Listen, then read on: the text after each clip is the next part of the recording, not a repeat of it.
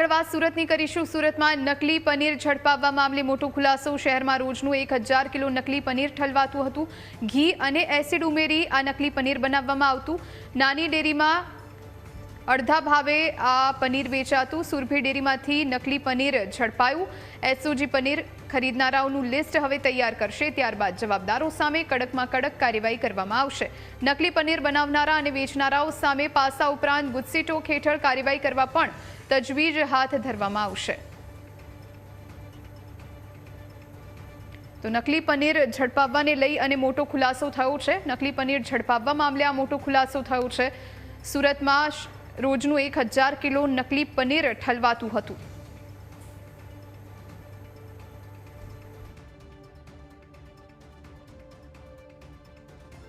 55 કિલોગ્રામના અલગ અલગ યુનિટથી જે નકલી પનીર પકડાયું છે એની અંદરથી ત્યાંથી 7 લીટર જેટલું એસેટિક એસિડ પણ પકડાયું છે કે જે પનીરને બનાવવામાં યુઝ કરતા હતા। આ લોકોનો મુખ્ય મુદ્દો એવો છે કે ઘણા બધા લોકોના ફોન આવ્યા કે જાહેર જીવન સાથે સંકળાયેલા છે, કોઈ અધિકારીઓ કર્મચારીઓ તથા જે લોકો મીડિયા સાથે સંકળાય એ લોકો પણ ત્યાંથી પનીર આરોગતા હતા અને એ લોકોનું કહેવું એવું હતું કે સુરભી ડેરીનું જે પનીર છે ખૂબ જ સોફ્ટ અને હોવાથી લોકોને એ વધારે પ્રમાણમાં ત્યાંથી ખરીદી થતી હતી। પરંતુ આ સોફ્ટ પનીર જે છે એ નકલી હોવાને કારણે લોકોને અંદર ખૂબ રોષ છે અને અમોને પણ એ લોકોએ જણાવ્યું કે આ જે કાર્યવાહી છે ખૂબ સારી છે અને વધુમાં વધુ કાર્યવાહી કરવામાં આવશે।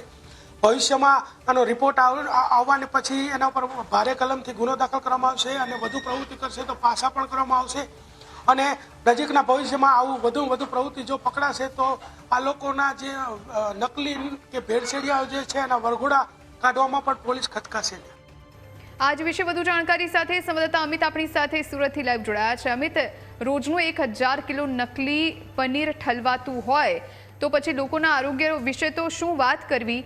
અનેક ખુલાસા પણ થઈ રહ્યા છે, શું જાણકારી?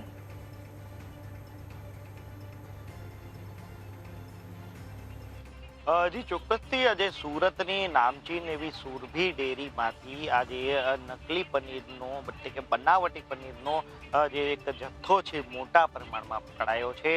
મહત્વની વાત છે કે 955 કિલો બનાવટી પનીર છે તે ઝડપાયું છે। સુરત મહાનગરપાલિકાનું ફૂડ વિભાગ કુંભકર્ણની નિંદ્રામાં સૂતું હોય તે પ્રકારનો હાલ ઘાટ છે સર્જાયો છે, કારણ કે સુરત મહાનગરપાલિકાના આરોગ્ય વિભાગ અને ફૂડ વિભાગને કડક કાર્યવાહી કરવાના સૂચન છતાં પણ અધિકારીઓ કડક કાર્યવાહી ન કરતા હોવાથી આ પ્રકારે ભેળસેળિયાઓ છે તે માજા મૂકી રહ્યા છે અને લોકોના આરોગ્યને નુકસાન પહોંચાડી રહ્યા છે। પાલિકાને જે કામગીરી કરવાની હોય હવે સુરત શહેર પોલીસ આ કામગીરી કરી રહી છે। એસઓજીએ બાતમીના આધારે ફૂડ વિભાગની ટીમને સાથે રાખીને આજે ખટોદરા વિસ્તારમાં સુરભી ડેરીનું જે યુનિટ હતું ત્યાં દરોડો કર્યો અને દરોડા દરમિયાન ખુલાસા થયા કે ડેરીમાં નકલી પનીર છે વેચાતું હતું। થોડા માત્રામાં દૂધ, તેમાં વનસ્પતિ ઘી ભેળવવામાં આવતું હતું।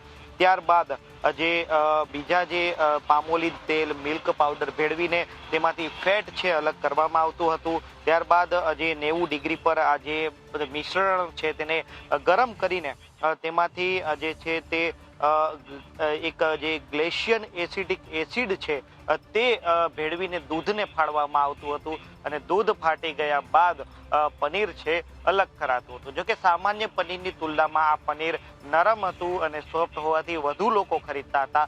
જોકે બીજું યુનિટ આજે શેખપુર સાઈડ આજે ચાલતું હોવાની પણ જે બાતમી મળી હતી અને શેખપુર ફાટક પાસે લક્ષ્મી ઇન્ડસ્ટ્રીમાં દરોડો કરતા ત્યાંથી પણ આજે એક પનીરનો જથ્થો મળ્યો હતો। એટલે કુલ મળીને સુરભી ડેરીના બંને યુનિટમાંથી 955 કિલો પનીર મળ્યું છે અને આ પનીર બનાવટી છે, ભેળસેળિયું છે અને નકલી પનીર છે અને આ પનીર જો ખાવામાં આવે તો લોકોની ઘણા છે શારીરિક નુકસાન પણ છે આનાથી થાય છે।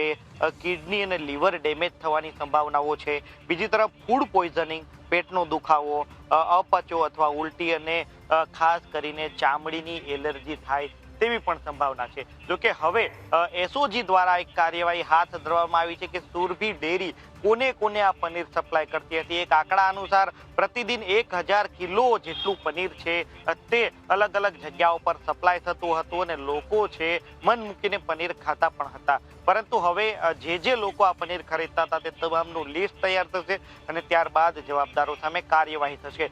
જણાવી દઉં કે જો સામાન્ય પનીર લોકો લેવા જાય તો તેમને મોંઘું પડતું હોય છે. જે દૂધમાંથી બનેલું પનીર લોકો છે ખરીદતા હોય છે તો તેને મોંઘું પડે છે, પરંતુ આ પનીર અડધા ભાવે મળતું હતું. એટલા માટે વધારે ને વધારે લોકો છે ખરીદતા હતા.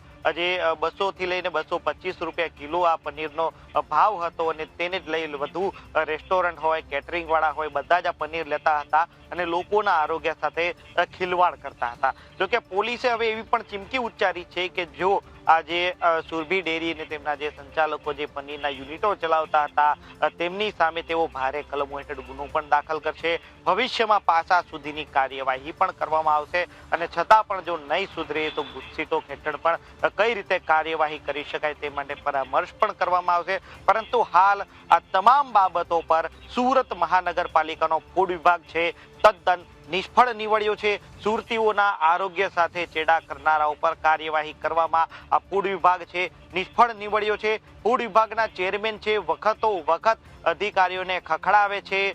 દિવાળી પહેલા જ એક બેઠક મળી હતી તેમાં પણ અધિકારીઓને ખખડાવવામાં આવ્યા હતા કે તેઓએ જે સેમ્પલ લેવાની કામગીરી કરવાની હોય છે તે કાયદેસર કરવાની હોય છે, પરંતુ અધિકારી જે માત્ર દેખાવની કામગીરી કરતા હોય છે અને વખતો વખતની સૂચના છતાં પણ અધિકારી કામગીરી કરતા નથી અને તેને જ લઈ સુરતીઓનું આરોગ્ય છે જોખમાય છે. ત્યારે શું સુરત મહાનગરપાલિકા જો આ પ્રકારનું પનીર ખાય અને કોઈ લોકોની તબિયત ખરાબ થશે તો તેની જવાબદારી લેશે કે નહીં લે તે પણ સવાલ છે. અને અધિકારીઓની કામચોરીને લઈ સુરતીઓ કે જે ખાણીપીણી માટે પ્રખ્યાત છે, સુરત શહેર ખાણીપીણીનું શહેર છે, ત્યારે આ સુરતીઓની તબિયત સાથે ચેડા કરનારાઓ સામે હવે પાલિકા જાગશે કે નહીં તેને લઈને પણ સવાલો ઊભા થયા છે.